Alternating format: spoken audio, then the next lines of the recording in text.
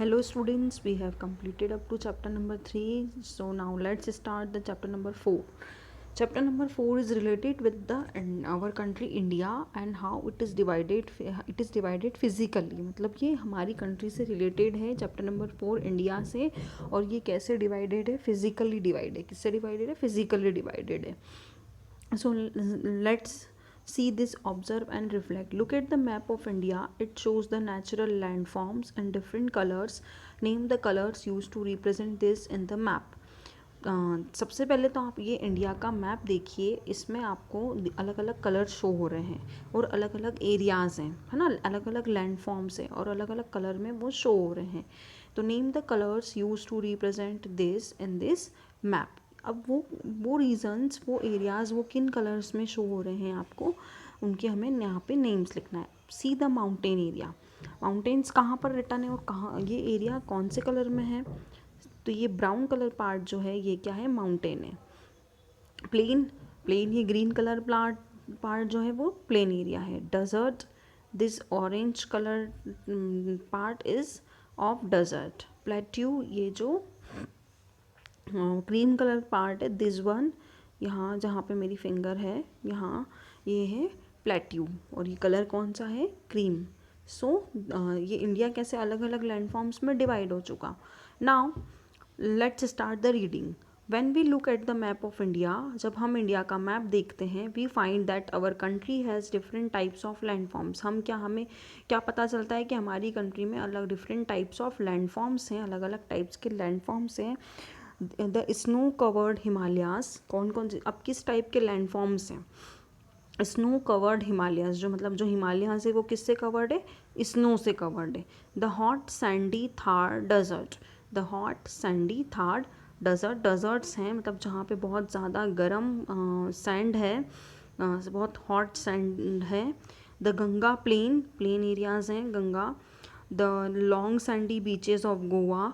The thick Sundarban forest and the beautiful island of Lakshadweep. Lakshadweep Island is also the physical part of India. This is why India is called a land of great diversity. इसीलिए India को क्या कहा जाता है, land of great diversity. यहाँ क्योंकि यहाँ different types के डिफरेंट टाइप्स के लैंड फॉर्म से अलग अलग टाइप्स के various kinds of land forms are there. और हर चीज़ यहाँ पे डिफरेंट टाइप्स की, डिफरेंट वेराइटीज़ हैं उनमें. कस्टम, रिलीजन, ट्रेडिशन, कल्चर, ठीक है. तो इन सब में अलग अलग डाइवर्सिटीज़ हैं सबकी. Clear. So now look at the map given on the next page पर मैप दिया हुआ है, आप उसको देखना. You will find India has 6 natural और फिजिकल रीजन्स. आप उसमें आपको यह पता चलेगा कि इंडिया के 6 natural physical features, physical regions हैं. 6 नेचुरल और फिजिकल रीजन्स हैं. The names are written here. First is the northern mountains, the northern plains, the Deccan Plateau, the Thar Desert, the coastal plains and the highland region. The pronunciation of this word is island, not island. इसको आप island नहीं पढ़ेंगे, ये है इसका pronunciation क्या है, island. ना ऐसी साइलेंट हियर, कुछ ऐसे वर्ड्स होते हैं जिनमें कि कोई लेटर साइलेंट होता है, तो इसको हम क्या रीड करेंगे, आइलैंड. क्लियर. नाउ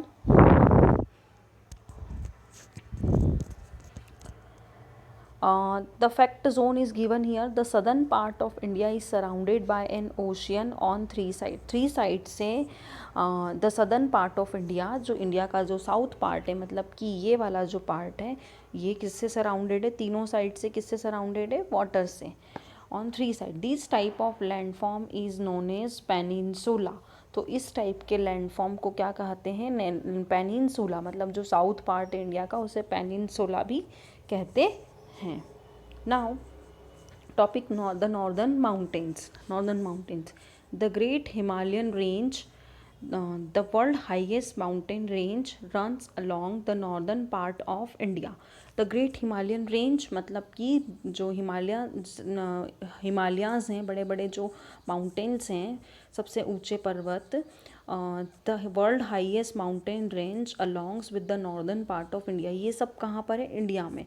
वर्ल्ड में हाईएस्ट माउंटेन रेंज, वर्ल्ड की जो सबसे ऊंची पर्वत की चोटी है वो भी इंडिया में ही है और इंडिया के नॉर्थ पार्ट में है। और जो माउंटेन है वो भी माउंटेनस रीजन है, वो भी नॉर्थ पार्ट में है इंडिया के। Mount Everest the world highest mountain peak, सब वर्ल्ड में सबसे हाईएस्ट माउंट पिक कौन सी है? Mount Everest is located in this region, ये इस इन दिस रेंज, तो ये भी इंडिया के नॉर्दर्न पार्ट में ही लोकेटेड है। वर्ल्ड की सबसे हाईएस्ट सबसे ऊंची माउंटेन पिक भी इंडिया में है, इंडिया के नॉर्थ पार्ट में है। The Himalayas are an important physical feature of India, ये बहुत इंपॉर्टेंट फिजिकल फीचर है इंडिया का। अब क्यों है देखो, the snow from this mountains melt giving rise to rivers, क्योंकि इन हिमालयास में जो स्नो होती है, इन हिमालयास पे जो बर्फ़ होती हैं वो क्या होती हैं? पिघलती हैं, मेल्ट होती हैं और giving rise to rivers like Ganga, Yamuna, Indus and Brahmaputra. और उन किन किन नदियाँ यहाँ से निकलती हैं? इन माउंटेन्स की जो स्नो पिघलती है उससे गंगा, यमुना, इंडस एंड ब्रह्मपुत्रा। ये 4 टाइप की जो रिवर्स जो हैं, 4 टाइप्स की रिवर हैं, वो इन स्नो से मेल्ट होके, जो हिमालयास में जो स्नो इनसे मेल्ट होके इन माउंटेन्स पे होती हैं और ये मेल्ट होकर के किस में चेंज होती है? रिवर्स में। वो कौन कौन सी? Ganga, Yamuna, Indus and Brahmaputra. इसीलिए ये हिमालयास हमारे लिए इम्पॉर्टेंट है। The mountain ranges protect India from the cold wind blows from the north. अब नॉर्थ की, इंडिया के जो नॉर्थ साउथ से जो कोल्ड विंड ब्लो हो रही है उससे हमें ये माउंटेन रेंजेस बचाती हैं, इंडिया को ये माउंटेन रेंजेस बचाती हैं। ये नॉर्थ पार्ट है, ये ईस्ट, ये साउथ और ये वेस्ट। तो नॉर्थ पार्ट में ये जो माउंटेन्स हैं, ठीक है, ये जो माउंटेन्स हैं नॉर्थ पार्ट में, ये इंडिया को इस ओर से आने वाली हवाएं, कोल्ड विंड्स जो होती है उनसे इंडिया को ये हिमालयास बचाते हैं, ये माउंटेन्स उन्हें हमें प्रोटेक्ट करते हैं। The Himalayan forest are a source of medicinal herbs and timber. अब ये जो हिमालयास में जो फॉरेस्ट, हिमालयास एरिया में जो फॉरेस्ट हैं वो किसका सोर्स है? वहाँ से हमें क्या मिलता है, क्या चीज़ मिलती है? एक तो हमें मिलती हैं जड़ी बूटियाँ जो कि हमारे हेल्थ के लिए बहुत ही यूज़फुल होती है ना। और टिम्बर, लकड़ियाँ हमें वहाँ से मिलती हैं हिमालयन फॉरेस्ट से। मेडिसिनल हर्ब, जड़ी बूटियाँ और टिम्बर, लकड़ियाँ इन फॉरेस्ट से, हिमालयन फॉरेस्ट से हमें मिलती हैं। Many hill stations such as Mussoorie, Nainital, Shimla and Darjeeling are located in the lower slopes of the Himalayas. Himalayas की जो लोअर स्लोप्स हैं, हिमालयाज़ भी एक तो हैं ग्रेटर हिमालयाज़ होते हैं, फिर मिडिल हिमालयाज़ होते हैं और फिर लोअर हिमालयाज़ होते हैं। तो ये जो मैं बहुत सारे हिल स्टेशन हैं ये लोअर हिमालयाज़ में हैं। कौन कौन से हिल स्टेशन? जहाँ पे कि हम घूमने एज अ टूरिस्ट हम वहाँ जा सकते हैं घूमने के लिए, और वो टूरिस्ट डेस्टिनेशन प्लेसेस हैं। The name of the places is Mussoorie, Nainital, Shimla and Darjeeling. ये सब कहाँ लोकेटेड है? Lower slopes of Himalayas, Himalayas में, लोअर हिमालयाज़ में। Okay, now the next physical region of India, the northern plains. The northern plains lies to the south of the Himalayas. ये हिमालयाज़ के south part में है, हिमालयाज़ के साउथ पार्ट में है।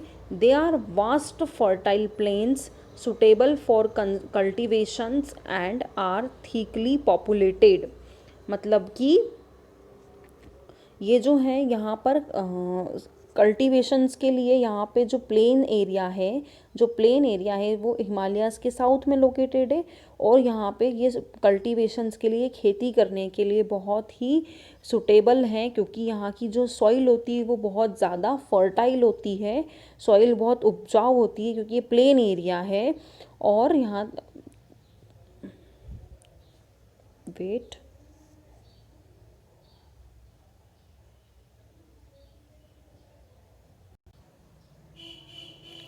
और पॉपुलेटेड हैं, थिकली पॉपुलेटेड हैं। The main rivers of this regions are, मतलब बहुत ज़्यादा पॉपुलेटेड एरियाज हैं ये, ठीक है, नॉर्दर्न प्लेन वाला। The main rivers of this regions are Ganga, Ganga, Indus and Brahmaputra. यहाँ की मेन रिवर्स कौन कौन सी है? गंगा, इंडस एंड ब्रह्मपुत्रा।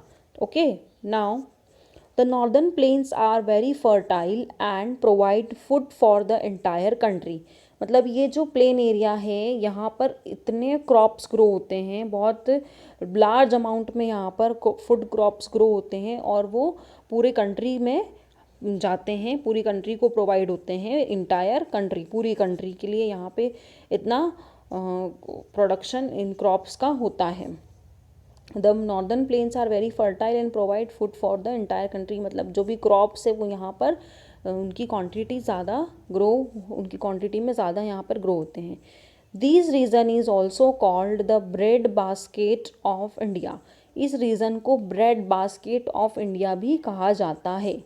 क्यों नॉर्दर्न प्लेन्स को ब्रेड बास्केट ऑफ इंडिया भी कहा जाता है? क्योंकि यहाँ पर इतना फूड ग्रो होता है, इतने फूड क्रॉप्स ग्रो होते हैं जो कि पूरी कंट्री के लिए कंट्री में सप्लाई होते हैं। The rivers flowing through the plains provide water for irrigation. यहाँ पे कौन कौन सी रिवर्स फ्लो होती हैं? ब्रह्मपुत्रा, इंडस और गंगा।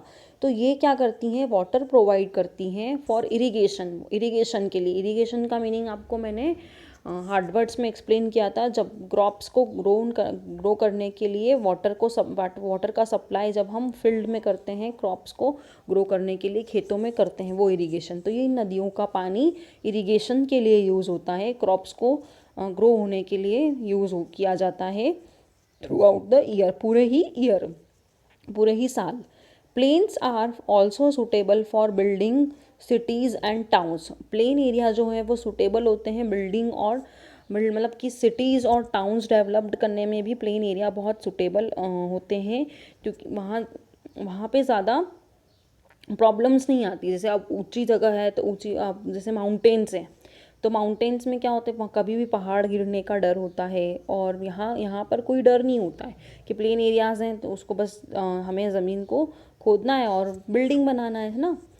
तो लेकिन वहाँ पे जो माउंटेनियस एरिया है वहाँ पे पहाड़ों की कटाई करनी पड़ती है, बहुत ज़्यादा डिफ़िकल्टीज़ होती है, लेकिन प्लेन एरिया में इतनी डिफ़िकल्टीज़ नहीं होती है। The capital of India new Delhi is located in the northern planes. और जो कैपिटल है इंडिया का, न्यू दिल्ली है ना, इंडिया का कैपिटल क्या है? न्यू दिल्ली है। तो वो कहाँ पर लोकेटेड है? नॉर्दर्न प्लेन्स का ही पार्ट है वो भी। दिल्ली जो है वो भी नॉर्दर्न प्लेन्स में ही आता है, दिल्ली सिटी भी नॉर्दर्न प्लेन्स में ही आती है, प्लेन एरिया है, प्लेन रीजन है। Clear all of you this two types of region? First one is the northern mountains और second one is the northern plains. Okay, now remaining we will see in our next video.